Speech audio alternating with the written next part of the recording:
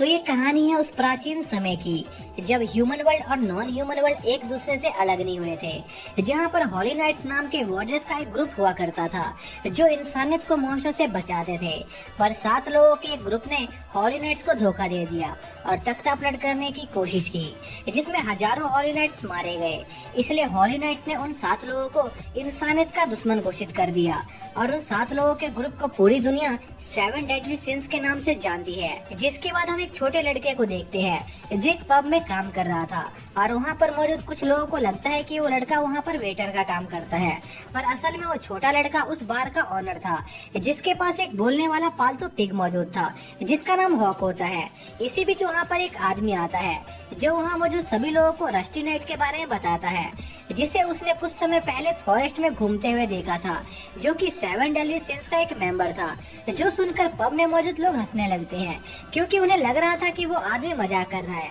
और 7 deadly since बस एक कहानी है जो लोगों को डराने के लिए बनाई गई थी। जिस पर पब का ओनर उन आदमियों से 7 डेडली सिंस के बारे में पूछता है, जिस पर वो आदमी उस लड़के को बताता है कि 7 डेडली सिंस 7 सबसे खूंखार कातिलों के ग्रुप का नाम है जिन्होंने 10 साल पहले तख्ता पलट करने की कोशिश की थी और हजारों हॉली नाइट्स का कत्ल कर दिया था। जिसके बाद से वो लोग फरार हैं और उन सभी में से सबसे खतरनाक कातिल का नाम मिलोडस था जो कि 7 डेडली सिंस का लीडर था। पर पब में मौजूद सभी लोगों को यह सब बस एक मनगढ़ंत कहानी लगती थी, इसलिए वो सभी इस मैटर को भूलकर वापस से ड्रिंक करने लगते हैं। पर तभी पब में वही रस्टी नाइट आ जाता है जिसे देखकर वहाँ मौजूद सभी लोगों की पैंट गीली हो जाती है और वो लोग वहाँ से अपनी जान बचाकर भागने लगते हैं। पर उस शॉप का ओनर और हॉक वहीं रुके रहते हैं। तभी वो रस्टी नाइट नीचे गिर जाता है और वो दोनों देखते हैं कि उस आर्मर के अंदर एक लड़की मौजूद थी, जिस पर वो लड़का उस लड़की की हार्ट बीट चेक करके पता लगाने की कोशिश करता है कि वो लड़की जिंदा है या नहीं।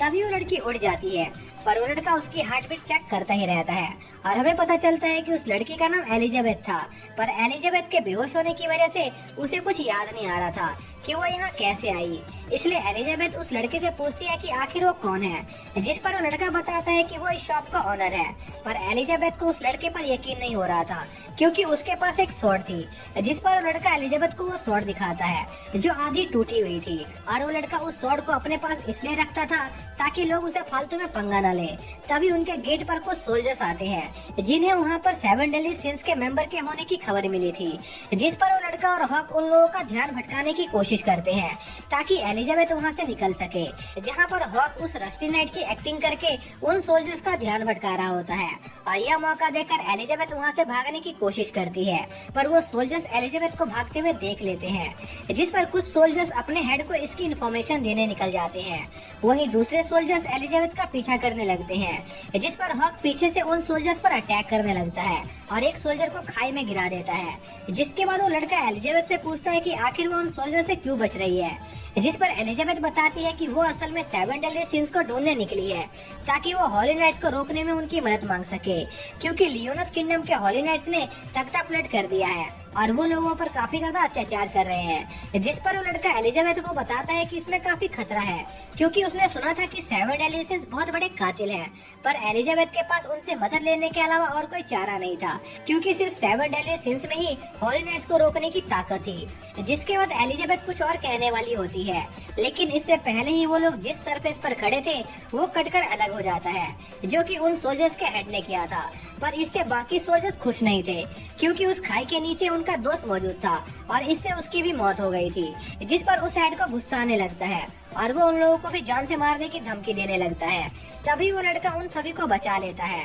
जो देखकर उस हेड को गुस्सा आ जाता है। तभी उस नाइट की नजर एलिजाबेथ के ईयरिंग पर जाती है, जिससे उसे पता चलता है कि एलिजाबेथ लियोनस किंगडम की प्रिंसेस है जिसे हॉली नाइट्स ने मारने का ऑर्डर दिया था। जिस पर वो लड़का एलिजाबेथ को वहाँ से भागने को कहता है। तभी वो नाइट उन पर अपनी पावरफुल स्लैश से अटैक करता है, जिससे पूरा जंगल डिस्ट्रॉय हो जाता है। पर सही समय पर वो लड़का एलिजाबेथ को बचा लेता है, जो देखकर एलिजाबेथ खुद को उस नाइट के हवाले करने जाने लगती है क्योंकि वो अपनी वजह से उस लड़के की जान को खतरे में नहीं डालना चाहती थी। पर वो लड़का फिर से एलिजाबेथ को बचा लेता है और उसे बताता है कि उसका नाम मिलोडस है और वही 7 डेडली सिंस का लीडर है। तभी वो नाइट वापस से उन पर अटैक करता है, पर इस बार वो आदमी खुद अपने अटैक से ही घायल हो जाता है। पर वो आदमी हार नहीं मानता और मिलोडस पर अपने सबसे पावरफुल टेक्निक से अटैक करता है। जिस पर मिलूडस अपने फुल काउंटर मूव का यूज करके उस आदमी के अटैक को उसकी तरफ मोड़ देता है, जिससे वो आदमी हार जाता है। जिसके बाद मिलूडस एलिजाबेथ के साथ दूसरे 7 डेडली सिंस को ढूंढने की जर्नी पर निकल जाता है और एलिजाबेथ को पहनने के लिए कुछ कपड़े देता है, क्योंकि एलिजाबेथ के पुराने कपड़े पिछली फाइट में बहुत डैमेज हो गए थे। फिर एलिजाबेथ मिलूडस से पूछती है कि आखिर 10 साल पहले उन्होंने क्या किया था जिस वजह से उन्हें इतना बड़ा क्रिमिनल बना दिया गया। जिस पर मिलूडस कहता है कि उसने 10 साल पहले किंगडम में मौजूद सभी लड़कियों के चड्डी बनियान चुरा ली थी और साथ ही उनकी हार्ट बीट भी चेक की थी। जो सुनकर एलिजाबेथ काफी कंफ्यूज हो जाती है, पर मिलूडस बस मजाक कर रहा था और उसे खुद भी इसका कारण नहीं पता था। जिसके बाद मिलूडस अपनी शॉप के लिए कुछ बियर लेने बरियाना नाम के एक विलेज में जाता है, जहाँ की वाइन सबसे ज्यादा फेमस थी। पर जब मिलूडस वहाँ पहुँचता है तो वो देखता है कि उस विलेज के सारे लेक और रिवर सूख गए हैं और सारे विलेजर्स मिलकर एक स्वॉर्ड को निकालने की कोशिश कर रहे हैं, पर वो सभी मिलकर भी उस स्वॉर्ड को बाहर नहीं निकाल पाते हैं। जिस पर मिलूडस वहाँ मौजूद एक आदमी से पूछता है कि आखिर यहाँ पर क्या हो रहा है, जिससे मिलूडस को पता चलता है कि यह स्वॉर्ड एक हॉली नाइट की स्वॉर्ड है, जिसने गुस्से में आकर उस स्वॉर्ड को वहाँ पर गाड़ दिया था, जिस वजह से उस सिटी के नीचे मौजूद पानी का फ्लो रुक गया था और बिना पानी के वो लोग वाइन नहीं बना सकते थे, जिस वजह से उनका विलेज तबाह होने वाला था। इसलिए वो सभी उस स्वॉर्ड को निकालने की कोशिश कर रहे थे, पर एक हॉली नाइट की स्वॉर्ड को सिर्फ एक हॉली नाइट ही निकाल सकता था और नॉर्मल लोगों में उस स्वॉर्ड को बाहर निकालने जितनी ताकत नहीं थी। इसलिए वो सभी मिलकर उस स्वॉर्ड को बाहर निकालने की कोशिश कर रहे थे। इसी बीच वहाँ पर वो लड़का आ जाता है जो इस सब का कारण था और उसी ने हॉली नाइट की बेइज्जती की थी, जिस वजह से उन्हें सजा मिल रही थी। इसलिए वो लोग उस लड़के को पत्थर मारने लगते हैं, जिस पर मिलूडस उस लड़के को वहाँ से बचाकर ले जाता है और उस लड़के से सारी बात पूछता है, जिस पर वो लड़का बताता है कि उसने उस हॉली नाइट की बेइज्जती इसलिए की थी क्योंकि वो हॉली नाइट उनके सिटी के फेमस बियर की बेइज्जती मार रहा था और उसके सिटी को बंद करने की धमकी दे रहा था। इसी बीच हम कुछ सोल्जर्स को देखते हैं जो उस सिटी में आते हैं जिन्हें हॉली नाइट्स ने भेजा था और वो सोल्जर्स उन विलेजर को बताते हैं कि अगर कल सुबह तक उन लोगों ने उस स्वॉर्ड को बाहर नहीं निकाला तो उनके टैक्स को 10 गुना बढ़ा दिया जाएगा। तभी वहाँ पर वो छोटा लड़का आ जाता है जो उस स्वॉर्ड को बाहर निकालने की कोशिश करने लगता है, जिस पर वो सोल्जर्स कहते हैं कि अगर वो लड़का ऐसा करता रहा तो वो लोग उनके टैक्स को 10 की जगह 20 गुना बढ़ा देंगे। जिस पर सभी लोग उस लड़के को रोकने लगते हैं क्योंकि वो पहले ही उसकी वजह से काफी ज्यादा दिक्कत में आ गए थे। जिस पर उस विलेज का चीफ सभी विलेजर्स से कहता है कि इसमें उस लड़के की कोई गलती नहीं है, क्योंकि उस लड़के ने वही किया जो यहाँ मौजूद सभी लोग अंदर से करना चाहते हैं। जिस पर सभी विलेजर्स को अपनी गलती का एहसास होता है और वो सभी एक बार फिर से उस स्वॉर्ड को बाहर निकालने की कोशिश करने लगते हैं और वो सोल्जर्स पास बैठकर उन लोगों को स्ट्रगल करता देखकर उन पर हंस रहे होते हैं और उनका मजाक उड़ा रहे होते हैं। तभी उनकी रोप टूट जाती है और वो लोग फिर से उस स्वॉर्ड को बाहर निकालने में फेल हो जाते हैं। तभी वहाँ पर मिलूडस आ जाता है जो उस स्वॉर्ड को निकालने आया था, पर वो सोल्जर्स उसका भी मजाक उड़ाने लगते हैं क्योंकि मिलूडस एक छोटा बच्चा था, पर मिलूडस एक ही झटके में उस स्वॉर्ड को बाहर निकाल देता है, जो देखकर वो सोल्जर्स काफी हैरान होते हैं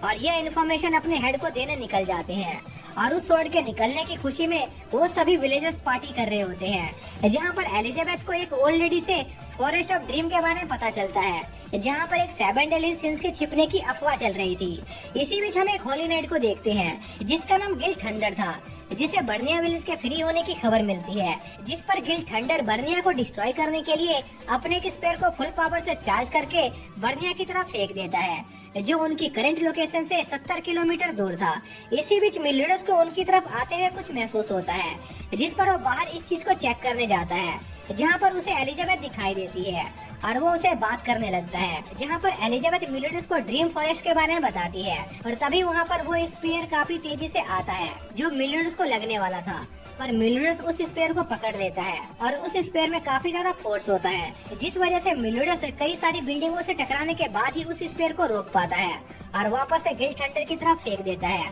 और उस स्पेयर से गिल थंडर का भी डिस्ट्रॉय हो जाता है और इसमें गिल थंडर भी थोड़ा घायल हो जाता है। पर इससे गिल थंडर को यह बात समझ आ जाती है कि मिलूडस अभी भी जिंदा है, जिसके अगले दिन मिलूडस एलिजाबेथ के साथ अपने अगले साथी को ढूंढने के लिए ड्रीम फॉरेस्ट की तरफ निकल जाता है और इसी के साथ ये पार्ट यहीं पर एंड हो जाता है।